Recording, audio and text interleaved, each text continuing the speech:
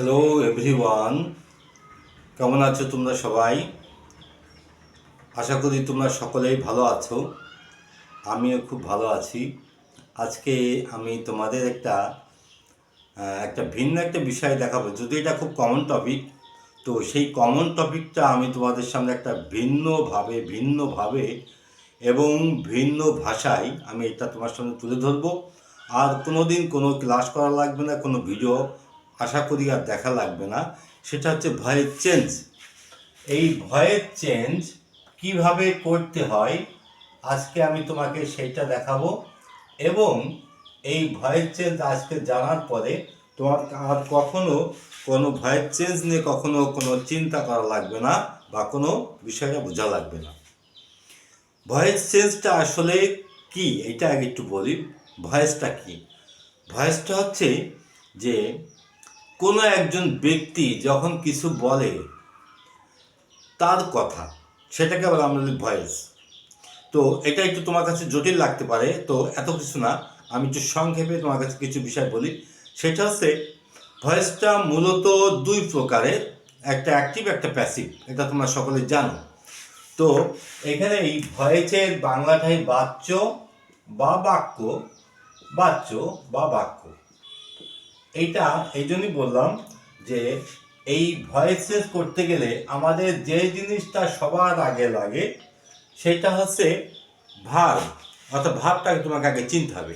তো ভাব চিনার আগে আমরা আগে জেনে নিই ভয়েস করতে গেলে কী কী লাগে। ভয়েস করতে গেলে আমাকে প্রথম চিনতে হবে অ্যাক্টিভ ভয়েস এবং প্যাসিভ ভয়েস। অ্যাক্টিভ এবং প্যাসিভ। অ্যাক্টিভ কি?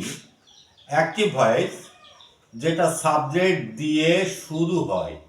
এই ছোট্ট কথাটা মনে রাখলে আর কিছু জানা লাগবে না। সাবজেক্ট দিয়ে শুরু হয়। প্যাসিভ অবজেক্ট দিয়ে শুরু হয়। তো এই যে সাবজেক্ট দিয়ে বাক্য শুরু হয়, অবজেক্ট দিয়ে বাক্য শুরু হয়, তাহলে আমাকে এখানে সাবজেক্ট এবং অবজেক্টটা চিনতে হবে, এইটাই মূল কথা। কিন্তু তার চেয়ে একটা মোস্ট ইম্পর্টেন্ট, খুব গুরুত্বপূর্ণ বিষয়, যেটা হচ্ছে ভার্ব। অর্থাৎ আমরা ভাব যখন করি, বিশেষ করে সাবজেক্টের পরে তুমি যে ভাবটা দেখো, সেই ভাবটা এখানে একটা আমি বলি যে একটা বাক্য তৈরি করতে গেলে মোট লাগে চারটে অংশ। সাবজেক্ট লাগে, ভার্ব লাগে, অবজেক্ট লাগে, ফ্রেজ লাগে। আমি সংক্ষেপে কথাটা লিখছি। এসতে সাবজেক্ট, ভিতে ভার্ব, ওতে অবজেক্ট, পিতে ফ্রেজ। এই চারটে উপাদান লাগে। কিন্তু যখন আমরা ভয়েস চেঞ্জ করি, সবচেয়ে গুরুত্বপূর্ণ বিষয় হচ্ছে এটা। তার চেয়ে গুরুত্বপূর্ণ বিষয় হচ্ছে এটা, ভার্ব। এই ভার্ব হচ্ছে দুই প্রকার। একটা আছে ট্রানজিটিভ আর একটা আছে ইনট্রানজিটিভ। ট্রানজিটিভ আর একটা আছে ইনট্রানজিটিভ। ইনট্রানজিটিভ, এই দুই প্রকারের ভার্ব। এর বাংলা হচ্ছে একটা সকর্মক আর একটা হচ্ছে অকর্মক। এই দুই প্রকারের ভাব। এখন আমি এটা কেন তুললাম তোমাদের সামনে? কারণ ভয়েস চেঞ্জ করতে গেলে বা ভয়েস করার জন্য যেটা লাগে সেটা হচ্ছে এইটা, ট্রানজিটিভ। এখানে ইনট্রানজিটিভ ভার্ব এটা লাগেই না। তার মানে আমাকে ট্রানজিটিভ এবং ইনট্রানজিটিভটা চিনতে হবে বা চেনাটা প্রয়োজন। তার মানে যদি কোনো বাক্য ইনট্রানজিটিভ ভার্ব দিয়ে লেখা থাকে, তাহলে বুঝবা যে ওই বাক্যের কখনো ভয়েস চেঞ্জ হবে না, হয় না। তাহলে ভয়েস চেঞ্জ করতে গেলে আমার লাগে ট্রানজিটিভ। এবার ট্রানজিটিভের বাংলা অর্থ লেখা আছে সকর্মক ক্রিয়া। তার মানে যে ক্রিয়ার কর্ম থাকে, অর্থাৎ এইটা থাকতে হবে। তার মানে ভয়েস মানেই হচ্ছে অবজেক্ট। তাহলে আমরা ছিলাম সাবজেক্ট এবং অবজেক্ট। আগেই বলেছি অ্যাক্টিভ ভয়েস মানে সাবজেক্ট দিয়ে কথা বলা, আর প্যাসিভ ভয়েস মানে অবজেক্ট দিয়ে কথা বলা। এবার আমরা একটু সাবজেক্ট এবং অবজেক্টটা চিনি, যে সাবজেক্ট এবং অবজেক্ট আরেকটা জিনিস লাগে, সেটা একটু চেনার আগে আরেকটা বিষয় বলি। সেটা হচ্ছে বিভাগ। অর্থাৎ যখন আমরা ভয়েস চেঞ্জ করি, তখন ভয়েস চেঞ্জ করলে টেন্স অনুসারে সেখানে কিছু পরিবর্তন হয়। সেই পরিবর্তনগুলো কি কি? সেই পরিবর্তনটা হচ্ছে যে বিভাগে, অর্থাৎ সেখানে বিভাগটা লাগে। তো এই বিভাগ আমরা অনেকে অক্সিলারি বলে মনে করি, কিন্তু আসলে এটা অক্সিলারি না। এটা তোমরা নোট করে নিও, এম ইজ আর। আমি একটু গোত্র আলাদা করলাম তোমাদের ব্যাখ্যা দেওয়ার জন্য এখানে কাজ আছে অ্যামিজাল ওয়াজার। তারপর একটা বি, এটা আলাদা। তারপর হচ্ছে বিন, এটা একটা আলাদা। তারপর হচ্ছে বিন, এটা একটা আলাদা। এইবার আমি এখানে কিছু কথা বলি, সেটা হচ্ছে অ্যামিজার এই বিভাগগুলো ব্যবহার হয়, অর্থাৎ সবগুলোকেই বিভাগ বলা হয়। বিভাগ মোট 8টা। তো ভয়েস চেঞ্জ করতে গেলে এইটাই লাগে, যখন বাক্য প্রেজেন্ট ইনডিফিনিট টেন্সের যখন ভয়েস চেঞ্জ হয় তখন কিন্তু এই অ্যামিজারের একটা আসে। অবজেক্ট অনুসারে সেটা সিঙ্গুলার প্লুরাল যদি হয় তো তোমরা এটা বোঝো, ওটা আমি ব্যাখ্যা দিলাম না, অ্যামিজার যে কোনো একটা বসে। যদি বাক্যটা পাস্ট ইনডিফিনিট টেন্স হয় তাহলে ওয়াজ ভায়ার বসে। যদি বাক্যটা ফিউচার ইনডিফিনিট টেন্স হয় তাহলে বি বসে। যদি বাক্যটা পারফেক্ট টেন্স হয় তাহলে শুধু বিন বসে। যদি বাক্যটা কন্টিনিউয়াস টেন্স হয় বিং বসে।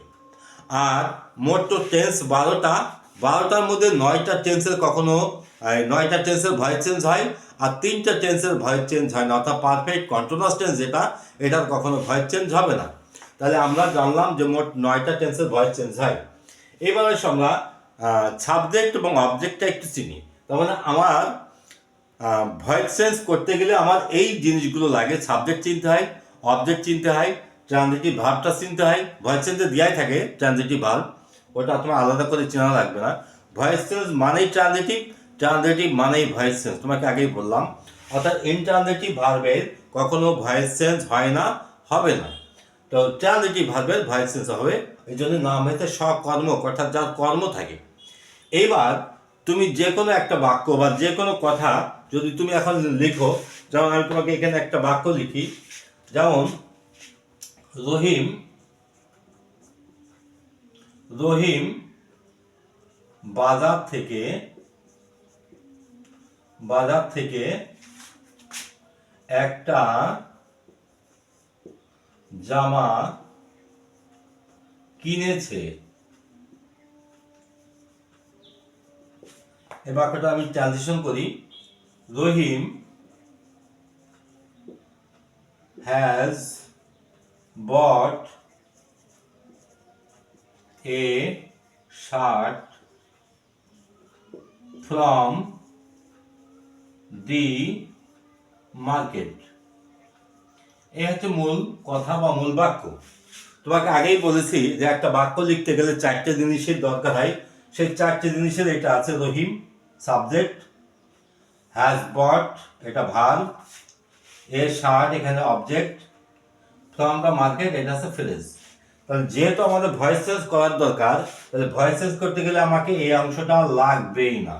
এই যে ব্র্যাকেটের ভিতর দিয়ে দিলাম, এটা হচ্ছে কখনো ভয়েস চেঞ্জ করার সময় ওটার কোনো ব্যবহার নেই, ওটা যেখানে যেভাবে আছে সেভাবে পড়ে থাকবে। তাহলে আমাদের দরকার হচ্ছে এইটা এবং এইটা। তো এই যে বাক্যটা যদি আমরা এখন ভয়েস চেঞ্জ করি তাহলে ঘটনাটা কি হয়, উল্টে দেয়। তো এখানে আমি তোমাকে একটু তার আগে একটা কথা বলি, যে রহিম বাজার থেকে একটা জামা কিনেছে। বাক্যটা প্রেজেন্ট পারফেক্ট টেন্স, কারণ কিনেছে, কেনে, কিনছে, কিনেছে, অর্থাৎ টেন্স অনুসারে ভার্বের তার 3 নাম্বার রূপে যে পড়লো। এখন এইভাবে তুমি টেন্সটা আগে বের করো। তাহলে যেহেতু প্রেজেন্ট পারফেক্ট টেন্স, এই বাক্যটা যদি আমি ওই প্রেজেন্ট পারফেক্ট টেন্সে বলবো, সেটা হচ্ছে কর্তা বাদ দিয়ে, কর্তাকে গুরুত্ব না দিয়ে, কর্ম দিয়ে।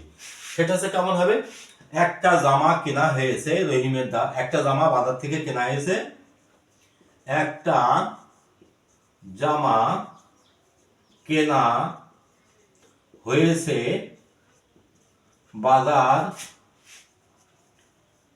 থেকে রহিমের দ্বারা।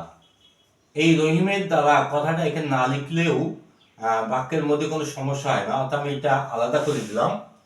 এবার দেখো, রহিম বাজার থেকে একটা জামা কিনেছে, আর একটা জামা কেনা হয়েছে বাজার থেকে রহিমের দ্বারা। তার মানে কথার দুটো কিন্তু একই রকম। তার মানে আমরা যখন কথা বলতে যাই বা কথা বলি, হয় আমরা সাবজেক্ট দিয়ে কথা বলি, নয় অবজেক্ট দিয়ে কথা বলি। এই যে সাবজেক্ট দিয়ে কথা বলা এবং অবজেক্ট দিয়ে কথা বলা, এটা অনেক সময় শুনতে বা দেখতে মনে হয় একই রকম, কিন্তু আসলে বিষয়টা না। তেমন দরজাটা বন্ধ করা হলো, তো দরজাটা কে বন্ধ করলো, সেই কর্তা কিন্তু এখানে নেই। তার মানে আমি কিন্তু কর্তাকে এখানে উজ্জ্ব রাখলাম। তো তো এই যে দরজাটা বন্ধ করা হলো, বাক্যটা কিন্তু প্যাসিভ ভয়েসে বলা হয়েছে। তারপরে আলমারির উপরে এই কলমটা রাখো, বা আলমারির উপরে তুমি যে কোনো একটা প্রোডাক্ট বা যে কোনো একটা পণ্য তুমি রাখলে, বা আলমারির উপরে তুমি খাতাটা রাখলে। এই যে খাতাটা আলমারির উপরে রাখা হলো বা রাখা হয়েছে বা রাখবে, তুমি যে টেন্সেই বলো না কেন কথাটা, প্রত্যেকটা কথা কিন্তু গুরুত্ব দেওয়া হয়েছে এই অবজেক্টটার পরে। অর্থাৎ আমরা এই অবজেক্ট দিয়ে বাক্যটা শুরু করেছি। তার মানে যখন অবজেক্ট দিয়ে বাক্য শুরু হয় তখন প্যাসিভ, যখন সাবজেক্ট দিয়ে শুরু হয় তখন অ্যাক্টিভ। এই ছোট্ট একটা কথা, ছোট্ট একটা রুল। অর্থাৎ তুমি যে কোনো কথা, যেমন রাস্তাটা মেরামত করা হয়েছে, তো এখানে রাস্তার সাবজেক্ট না অবজেক্ট তুমি চিনবে কী করে? এইটাই তো কথা। তো রাস্তাটা এখানে কে করেছে? রাস্তাটা করে কারা? মানুষেরা করে, লোকেরা করে, তাহলে বা ইঞ্জিনিয়ার করে। তাহলে যে ব্যক্তি রাস্তা করেছে তার, সে কিন্তু এখানে উজ্জ্ব আছে। যেমন আমি এখানে রহিমটা কিন্তু উজ্জ্ব রাখতে পারতাম, অর্থাৎ রহিমকে বাদ দিয়ে, যেমন একটা জামা কেনা হয়ে বাজার থেকে কেনা হয়েছে, একটা জামা বাজার থেকে কেনা হয়েছে বা কেনা হয়েছে বাজার থেকে। তাহলে এই যে কথাটা কিন্তু এখানে সম্পূর্ণ হয়ে গেছে, পরিপূর্ণ হয়ে গেছে, আর কিন্তু কোনো কথা এখানে বাকি নেই। কিন্তু তারপরেও আমি রহিমের দ্বারা কথাটা লিখে রাখছি। এখন এই বাক্যটা যদি আমি ট্রানজিশন করি বা আমি যদি প্যাসিভ ভয়েস করি, তাহলে আগে আসবে এ শার্ট, এ শার্ট। যেহেতু বাক্যটা এখানে প্রেজেন্ট পারফেক্ট টেন্সে, তাহলে হ্যাজের ব্যবহার আছে, হ্যাজটা লিখলাম, সাবজেক্ট এখানে অবজেক্টটা সিঙ্গুলার বলে। এবার এর মাঝখানে একটা করে বিন ভার্ব, অর্থাৎ আগেই বলেছি যে পারফেক্ট টেন্স হলে এই বিনটা আসে। এগুলো তোমরা একটু নোট করে নিও। পারফেক্ট টেন্স হলে বিন বসে, কন্টিনিউয়াস হলে বিন বসে, তাহলে বিনটা বসলো। আর পারফেক্ট টেন্সের মূল ভার্বের সবসময় তৃতীয় রূপ হয়। প্যাসিভ ভয়েস মানেই মূল ভার্বের তৃতীয় রূপ। অর্থাৎ এখানে যেহেতু পারফেক্ট টেন্স, এখানে মূল ভার্বের তৃতীয় রূপ হয়। আর ভয়েস যখন চেঞ্জ হয় তখন কিন্তু প্যাসিভ ভয়েসের সর্বদাই পাস্ট পার্টিসিপল বা ভার্বের 3 নম্বর রূপ বসবে। তা সেটা ভার্বটা যে রূপেই থাক না কেন, এটাকে তোমাকে 3 নম্বর রূপে ট্রান্সফর্ম করতে হবে। তার মানে এ শার্ট হ্যাজ বিন বট, শার্টটা কেনা হয়েছে, আর কিছু না। দেখো উপরে লেখা আছে একটা শার্ট কেনা হয়েছে। এবার বাজার থেকে ফ্রম দ্য মার্কেট, যেহেতু এই অংশটা তোর ব্যবহার নেই, তুমি যেভাবে আছে ওইভাবে বসে যাবে, অর্থাৎ কোনো ফ্রেজের কোনো পরিবর্তন হবে না। আর রহিমের দ্বারা এই অংশটা বাই রহিম, এটা শেষে লিখো। এই তাহলে এখন আমি এই নিয়ম ধরে আমি যে কোনো বাক্য করতে পারবো, যে কোনো বাক্য ট্রানজিশন করতে পারবো বা অনুবাদ করতে পারবো। তার মানে আমাকে বাক্য পড়া দেখলে, অর্থাৎ অ্যাক্টিভ থেকে প্যাসিভ করতে পারবো, প্যাসিভ থেকে অ্যাক্টিভ করতে পারবো যে কোনো বাক্য। তো এটা একটু প্র্যাকটিসের ব্যাপার। ভিডিওটা একটু লম্বা হবে, তুমি একটু ধৈর্য ধরে একটু দেখো, অনেক কিছু শিখতে পারবে, জানতে পারবে। তাহলে এইবার আমি যেহেতু বাক্যটা প্রথমে আমরা অ্যাসার্টিভ সেন্টেন্সে লিখছি, তো আমি অ্যাসার্টিভ সেন্টেন্সে আর দুটো একটা বাক্য তোমাকে করে দেখাই। একটু একটু মুছে দিই। তো তাহলে আমরা কি জানলাম যে ভয়েস চেঞ্জ করতে গেলে যেটা লাগে সেটা হচ্ছে ট্রানজিটিভ ভার্ব এবং অবজেক্ট এবং সাবজেক্টটা চেনা লাগে। তাহলে আমি এখন একটা বাক্য লিখি, যেমন ধরো the house was being repaired 2 days ago.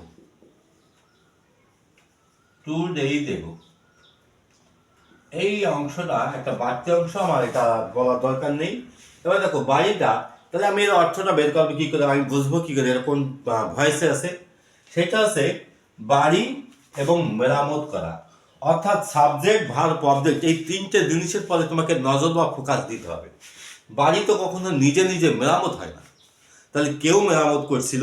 তার মানে বাড়ি এখানে সাবজেক্ট না, বাড়ি এখানে অবজেক্ট।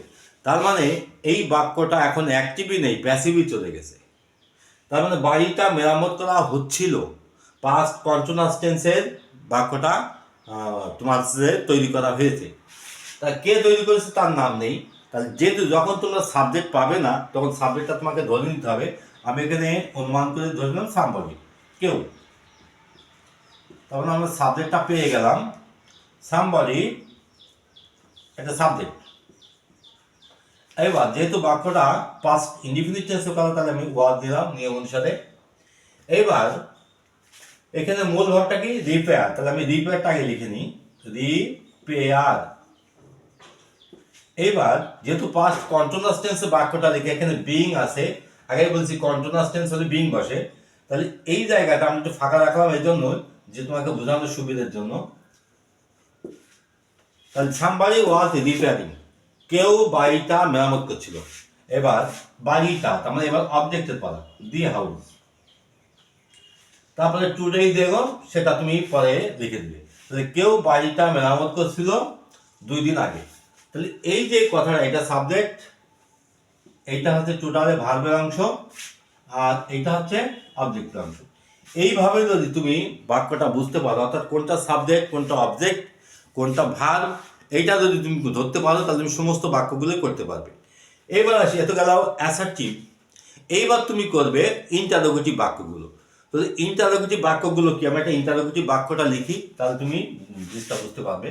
তো অ্যাসার্টিভ মানে আগে সাবজেক্ট বসে, তারপরে ভার্ব বসে, সব ঠিকঠাকই থাকে, পরপরই বসে। কিন্তু যখন বাক্য ইন্টারোগেটিভ হয়, যেমন লিখলাম why are you asking me,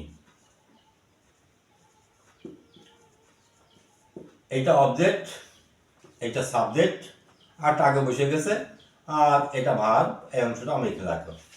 এখন এই বাক্যটা যেহেতু আমি ভয়েস চেঞ্জ করব, তাহলে আগে আমাকে কি লাগবে, আগে আমাকে অবজেক্টটা লাগবে। দেখেন অবজেক্ট কি, মি।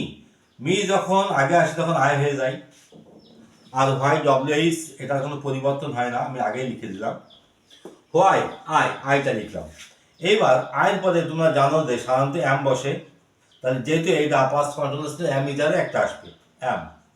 এবার যেহেতু কন্টিনিউয়াস টেন্স, তাহলে এখানে এই বি ভাবটা লাগবে, অর্থাৎ বিং ভাববে, বিং।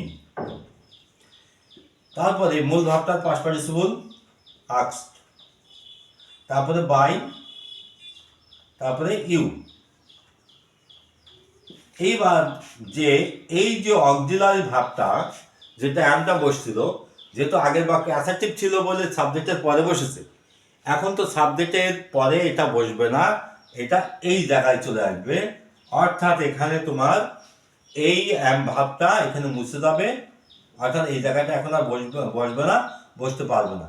তার মানে এখানে উত্তরটা আসছে why am I being why am I being asked by you, আমাকে কেন জিজ্ঞাসা করা হচ্ছে। প্রথমটা তোমার দ্বারা, why are you asking me, আপনি আমাকে কেন জিজ্ঞাসা করছেন বা জানতে চাচ্ছেন। ঠিক একই বাক্য, ওইটা যখন আমরা পরিবর্তন করলাম, প্যাসিভি যখন করলাম, হোয়াই অ্যাম আই, অর্থাৎ এই যে আয়ের পরে যে অ্যামটা বসতো, অ্যামটা পরে না বসে আগে বসে গেত। এইভাবে তুমি প্রত্যেকটা বাক্য নিজে নিজে সমাধান করবে। এইভাবে আমি যেটা দেখা দিচ্ছি, তো আমি অ্যাসার্টিভটা দেখালাম, এইবার আসতো আমি ইন্টারোগেটিভ দেখালাম। এবার আমি তোমাকে আরেকটা ভয়েস চেঞ্জ হয়, আরেকটা সেন্টেন্সের, সেটা হচ্ছে ইম্পারেটিভ। এটা অনেক বেশি বেশি ব্যবহার হয়, এটা সব থেকে সহজ, সব থেকে ইজি। তো এটার মতন একটু জটিল না, কারণ ইন্টারোগেটিভটা সাধারণত বেশিরভাগটা পড়ে। তো এই ইন্টারোগেটিভের যে বিষয়টা বললাম, যে এই যে অক্সিলারি ভাবটা যেটা পরে বসে, সেটা পরে না বসে আগে চলে যাবে, এটাই পার্থক্য। অর্থাৎ যেভাবে আমরা অ্যাসেপ্টিভগুলো করছিলাম, ঠিক একই রকমভাবে আমাদের ইন্টারোগেটিভটা করতে হবে। তো এবারে আমরা একটা ইম্পারেটিভ বাক্য নিই, যেমন ধরো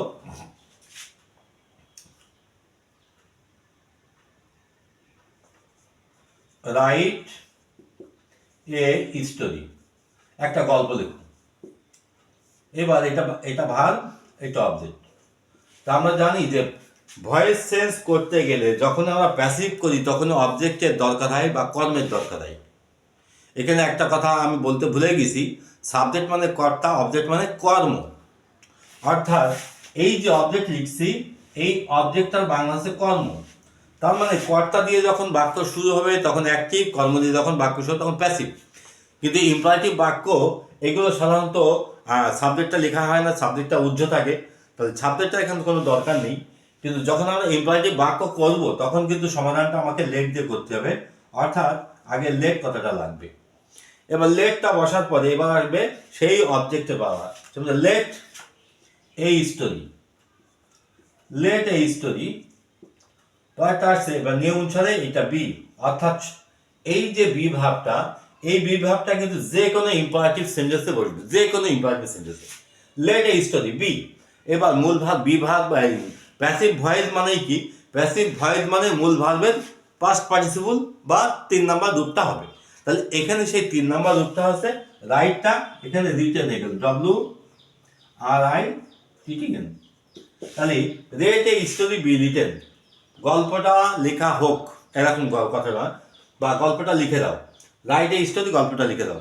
তো এই যে টোটাল জিনিসটা জানলে যে সাবজেক্ট দিয়ে যখন বাক্য শুরু হয় তখন এটা অ্যাক্টিভ এবং এটা টেন্স অনুসারে বসে, পরপরই বসে।